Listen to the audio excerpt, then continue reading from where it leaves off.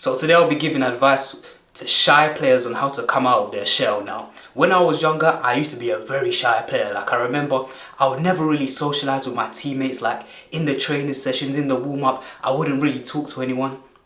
I'd be so quiet, people might be doing, like two-touch over here, they might be doing rondos over here, and I'd be by myself, just dribbling with the ball, or just doing like kick-ups by myself, and I'd never socialize with my teammates. And as well as this, on the pitch as well, I would never call for the ball, which obviously held me back in so many regards.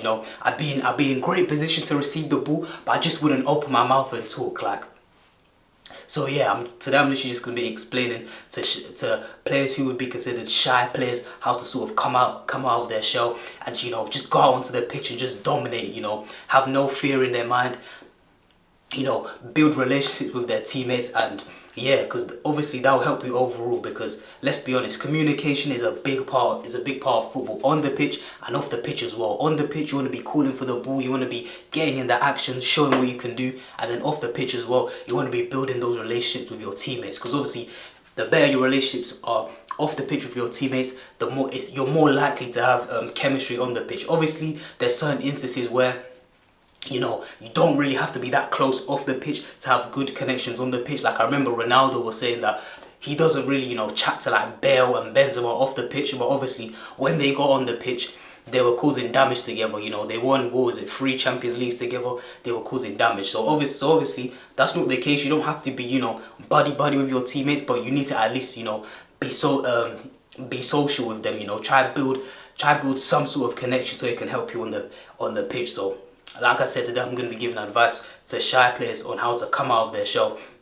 as a footballer. So the first thing I want to say is that I feel like there's a difference between being quiet and being shy. I feel like if you're quiet off the pitch, what's it called? That's an okay thing. If you're just naturally quiet and you don't really say too much, you just get on with it, you get on with your job, that's fine in my opinion. If you take a guy like Reece James, for example, Reece James, you can even tell when he does interviews, he doesn't really talk. Like, another guys like Michael Elise as well, they don't really talk, they don't really chat, but they get the business done on the pitch. You can see on the pitch, they always want the ball. Anytime they're on the ball, they're driving with intent.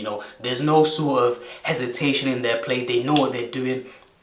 They know what they're doing, and yeah, they're performing at a high level every single week. But I feel like obviously that's more the quiet side. I feel like shy is like when, what's it called, when you're hesitant on the ball. You're almost scared, you're shook, you're timid, you don't really, let's say you're a center midfielder, you're not really showing for the ball. It can be any position, you're not really showing for the ball. It's almost like you're not confident in your abilities, you understand? I feel like that's the difference between quiet and being shy, in my opinion. I feel like quiet is fine, as long as obviously you're communicating on the pitch, you're calling for the ball when you're in space, that's fine. Because I've seen players who are quiet off the pitch, but then as soon as we get onto the pitch, they're shouting for the ball, they're communicating, they're telling their teammates to, mark up from corners and stuff like that.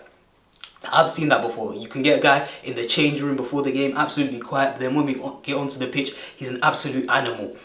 That's fine, but I feel like the problem is when you take that shyness, you take that timidness onto the pitch in a place where, you should be battling, you should be communicating with your teammates, doing everything you can to help your team win, basically. So I just wanted to point out the difference between quiet and being shy. You can still ultimately be a quiet player. You don't have to be a guy who's doing team talks, doing the speeches before the game. You don't have to be the loudest on the pitch, but in my opinion, you have to go out there and you can't be shy. Shy is like passive, you understand? I'm talking about, you can be quiet, but you're aggressive on the pitch. Your decision making is, what's it called?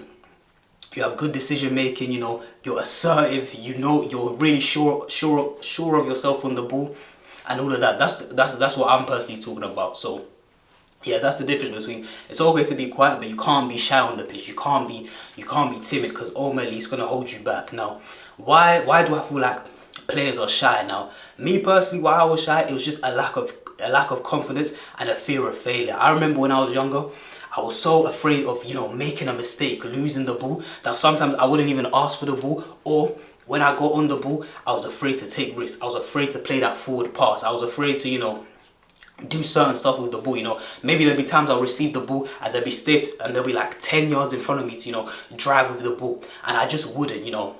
Instead of driving with the ball 10 yards, being positive and going forward, I'll take a touch. I'll take a first touch to trap the ball, maybe take one touch forward and then play it sideways. You understand? Like, it'll be very rare that, you know, I take a risk on the ball. When I say when I was young, I'm probably talking about like from like the age like 7 to maybe like, I want to say 7 to like 14. That's probably the age range I'm talking about when I would say I was quite passive on the pitch. The thing is, I was still good. Like, I'll still have moments and people could actually see that, yo, I'm a good player, but I feel like I had so much more to, you know, so much more to give in the game, so much more to contribute, so much more to provide for my team, you understand?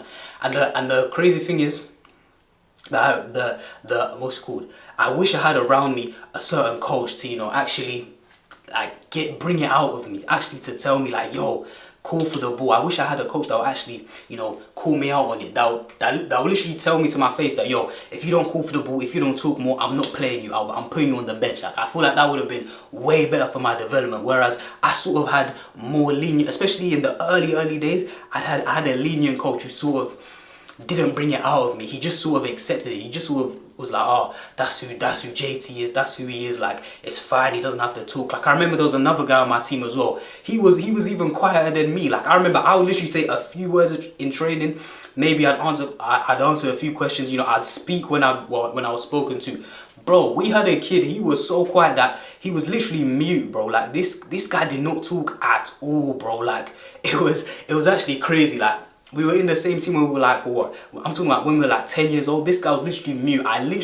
We played on the same team together for about 6 years and I didn't hear this guy speak. It was only until I was like 15, 16 and I played against him that was the first time I ever heard his voice, and I was so shocked. Like, I don't think you understand. Like, I genuinely thought for all those years this guy was a mute. This guy couldn't actually speak. Like, it was crazy. But yeah, me personally, I wish I would have had a coach who would actually sort of, you know, force that out of me. That would have threatened to, you know, bench me if I didn't actually talk. You understand? And that's actually one of my points of how to break out from your shell and not be a quiet player. I'd just say try go to a team where the culture of the team and the coaches as well will force that out of you. I know as a young player it might be, you know, intimidating, especially as like a shy young player, to see a coach shouting at players, you know.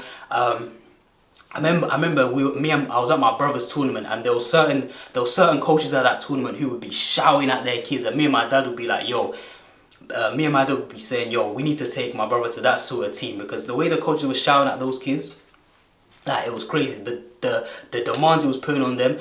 Obviously, it seems a bit over the top since they're like 10, 11 years old. But at the end of the day, yo, the way those kids were playing football, those kids knew how to play football. Like, he had drilled them so well in terms of, you know, how to take a first touch, communication, you know, just the basics of football. And I feel like having coaches like that who demand excellence from you at a young age, I feel like that's so important. So in my opinion, if you're lacking, if you're lacking, you know, to come out of your shell, if you're on the pitch and you're scared to communicate, go to a team where the coach will actually bring that out of you. Because trust me, if a coach is actually in your face threatening you, imagine he's just onto you every single training session. Yo, you have to talk. If you don't talk, I'm not playing you. And he's just shouting at you, he's getting onto you. Eventually you're gonna have to talk, because first of all, you don't want to be shouting at your coach every single training session. It's just annoying. Second of all, you want to play games, you don't want to be benched. Third of all, you don't want to suffer the embarrassment from in front of your teammates, just getting shouted at all the time. Maybe you get a coach where you're not talking on the pitch and he makes you run, and he says every time you don't call for the ball and you're in a good position, I'm making you run like 6 laps around the pitch, or I'm making you run 2 laps around the pitch. You understand? So yeah, that's the first point in my opinion. Literally, just go to a team where you know a coach can bring it out of you. It'll be very uncomfortable at first, but trust me, in the long run, just think about in the long run, it's actually gonna help your game. Now, the second point is literally just to work on your game more. Now, the reason why I didn't have confidence on the pitch is because, like I said, I wasn't really doing any single training outside of team training. until I was probably like 13, 14. I feel like that's the reason I lack confidence. As soon as I started training more, as soon as I started getting my touches in every single day, an hour, hour and a half, maybe if it was like a week, if it was like a weekend or on the holidays, I'll do 2 hours, 2.5 hours. As soon as I started doing that, that's when I started to realize that, yo, my confidence is up and I'm actually, coming out of my shell, you understand? Because think about it, if you've been training, 5 times in the week, when you get to the match day, you just feel ready, and plus you're sharp. Let's be honest, football's all about sharpness, because we all know that feeling where we haven't played football, maybe we've been injured or maybe we've been on holiday or something, and we haven't played football for 2 weeks. You come back and you're just stiff. Your first touch is not there.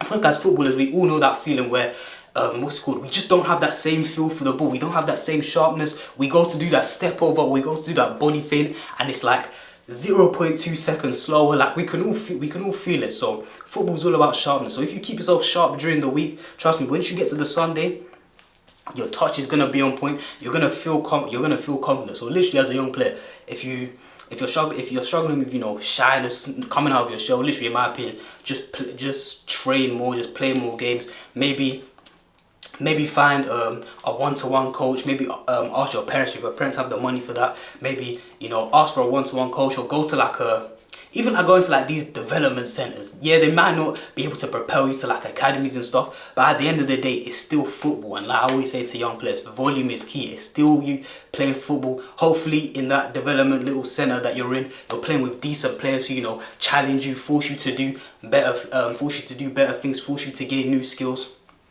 So yeah, in my opinion, that's literally that's another way to come out of your shell. Just train more. Like I said, I always say to young players, it's just volume, because trust me, it's a big difference. It's a big difference where you haven't trained during the week, or you've only done team training during the week, versus you training 5 times a week. And because when you train 5 times a week, it gets to the point where it's like you walk into the pitch and it's like, yo, I do this every day. It's just just another day in the life. Matches don't feel as daunting. They don't feel as challenging, as much of a challenging task. You understand? It's just like, yo, I do this. This is why I feel like professionals, yeah, in the big games they can feel pressure, but normally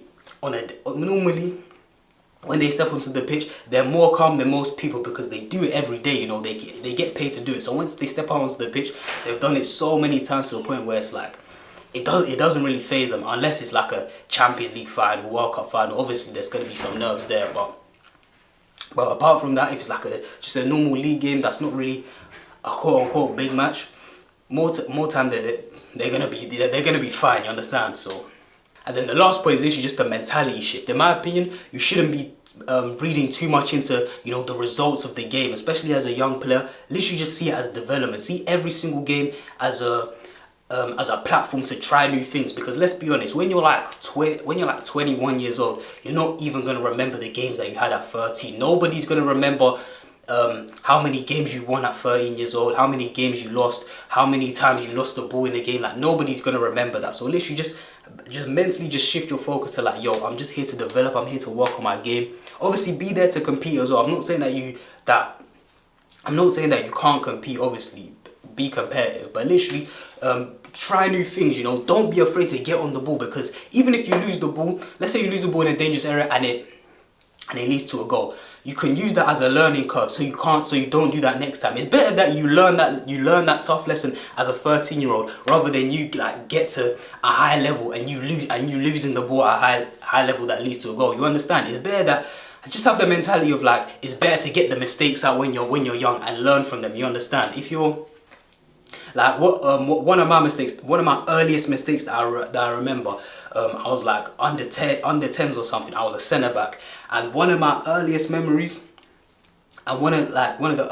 I had was I was centre back and I played straight across the goal to my other centre back. The striker cut it out and he ended up scoring a goal. And from that day, I remember my coach telling me, yo, JT, you never play across goal ever, though. No matter what situation you are, you never play square across goal like that. And from that point onwards, I was like, yo, never play square like that again. And literally from that point, I probably never made that mistake ever again. Even in midfield, even with midfielders, you're not really meant to play play square right across the midfield because it's easy for the opponent to intercept. So literally I still remember that to this day. That's a learning lesson, you understand? It's better that I got it out when I was like 9 years old rather than imagine me still at 19 years old still making that mistake of playing a cross goal because nobody's ever told me, nobody's ever, you know, got onto me about, you know, never play a cross goal. So yeah, it's literally just a mentality issue. Just be like, yo, it's better that I get these mistakes out now. Let me gain the knowledge. Let me see what I need to do. If I'm a centre mid, let me try to receive the ball. Okay, I received the ball from my centre back, but I lost it. I got caught on the ball. What do I need to do next time? Okay. So you just go over it and you just analyze it in your head. You say to yourself, alright, cool, what did I not do? Alright, cool, I didn't scan my shoulders because I took too many touches. I thought I had way more time than I actually did and I got caught on it. Okay, what else didn't you do? You didn't check your shoulders and you didn't take it on your back foot. You took it on your front foot, you took it on your front foot, you took the touch back towards your centre back and you invited pressure from the man. So you say to yourself, alright, cool, next time I'm gonna take it on my back foot so I can open up the game. And I have unlimited options. So literally just little things like that. Don't be afraid of mistakes. Mistakes are the way you learn as a young player, because like I said, for me, I was so afraid of making mistakes that it forced me to, you know, go into a shell, not really want the ball, not really cool for the ball, you understand? Like I was so paranoid of making a mistake that I wouldn't call for the ball. I'd get in the position, that's the crazy thing, I'd get in the positions to receive it, but I wouldn't shout for it. I wouldn't, you know, shout for it, I wouldn't demand for the ball. And like I said before, I wish I had coaches at an early age that would have sort of got it out of me. Eventually, at like 14, I eventually went to a team where it's like the coaches sort of got it out of me. The coaches were like, yo, you need to talk more, blah, blah, blah. Now I remember they said you need to talk more, you need to talk more, you need to improve your fitness. I remember I got benched for, even though I was sort of playing well and I was sort of, you know, known as, you know, one of the better players on the team. I remember they benched me for like 5 games because obviously they weren't happy with certain aspects of my game. And obviously, like I said, I learned from that. And I was like, yo, I need to improve my fitness and I need to, you know, start calling for the ball, start demanding for the ball. So, yeah. So yeah, that's the vid. If you're a shy player, literally, like I said, take all this advice. Like I said, join a team that's gonna get out of you, where the environment is very like, where the coaches are tough. You know, the coaches show tough love and they actually demand a lot from you. If they see potential in you, they're gonna demand a lot from you. Don't try to avoid coaches who are gonna be too soft on you. You know what I'm saying? Because all in all, in the long term, the coaches who are tough on you, the coaches who pushed you to your limit, they're ultimately the ones that are gonna make you the best player you can be. So literally join a team that's going to push it out of you. Have that mentality shift of like, yo, even if I make a mistake, it's all just a learning curve. Just say to yourself, it's better to make a mistake now when I'm young than to make a mistake if I make it as a professional, you understand? Like, and then obviously the last thing, just training, just working on different aspects of your game. Even if it's playing more games, even if it's like going down to like a park, or for me like a local asterisk, of finding people and just saying, yo, do you want to do like little 3v3s, little rondos, little keep possession games, whatever you need to do to, you know, feel like you're improving, whatever you need to do to, you know, get more touches on the football, be more confident on the ball, work on your strengths, work on your weaknesses. And yeah, that should, you know, bring you out of your shell. That should bring you more confidence. So that's all I've got to say for this vid. Hope you enjoyed. I've been JT and I'm out.